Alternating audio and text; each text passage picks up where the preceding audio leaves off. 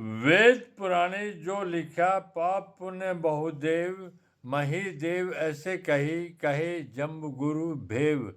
चार वर्ण में अधिक है ब्राह्मण वर्ण सुजान, वाचे वेद पुराण को मेटे आवा जान।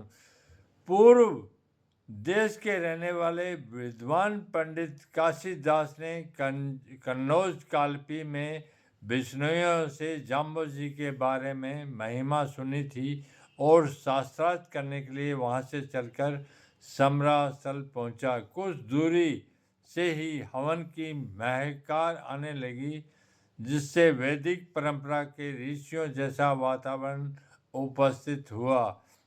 इस प्रकार के दिव्य वातावरण से पंडित अति प्रसन्न हुआ और समीप में बैठकर कहने लगा, हे देव, वेद पुराण में पाप पुण्य की व्याख्या बड़े ही सूक्ष्म ढंग से की है तथा वेदों में चारों वर्ण में वेद पाठी ब्राह्मण ही सर्वश्रेष्ठ बताया है।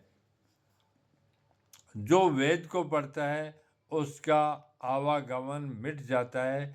इस विषय में आपका क्या विचार है? तब श्री देव जी ने शब्द सुनाया, ओम वेद कुरान कुमाया जालू, भूला जीव को जानू, वसंदर नहीं नख हीरू, धर्म पुरुष सिरजीवे पुरु।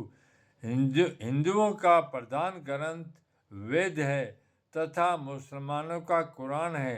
हिंदू वेद पर गर्व करते हैं तथा मुसलमान कुरान पर।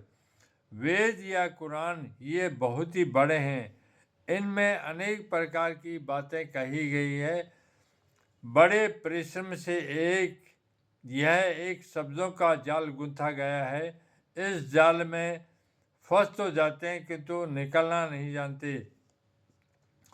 तत्कालीन भाषा में ध्रुव तथा परस्पर विरोधी वार्ता होने से अध्ययनकर्ता संशय में पड़ जाते हैं।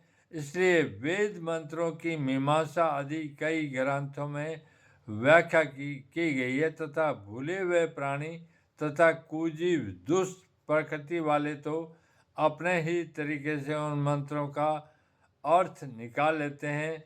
उससे यज्ञ से पवित्र कार्य में भी हिंसा का बोलबाला पूर्व में हो गया था। एक ही मंत्र के अनेक अर्थ हो सकते हैं। इस दुविधा का लाभ कुजीव अपनी स्वार्थ पूर्ति के लिए करते हैं। अग्नि देवता कभी भी हीरे का नग नहीं हो सकती। अग्नि तो अग्नि ही है तथा हीरा तो हीरा ही है। अग्नि में धाक तक जलाना, प्रकाश देना शक्ति होती है, वह हीरे में नहीं है। फिर भी अपनी अपनी जगह पर अग्नि का वह सूक्ष्म रूप हीरा भी अपना विशेष महत्व रखता है। अर्थात वेद तो अग्नि सदृश्य है तथा शब्दवाणी हीरे के सदृश्य है। ये दोनों ही अपने अपने स्थान में महत्वपूर्ण है।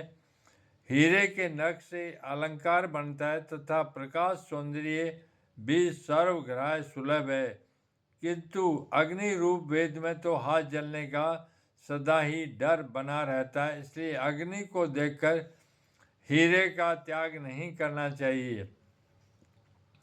जो धार्मिक पुरुष होगा वही इन हीरे की परख को जान सकेगा तथा शब्द वाणी रूपी हीरे को ग्रहण करके जीवन को पूर्ण करके आनंद को प्राप्त होगा।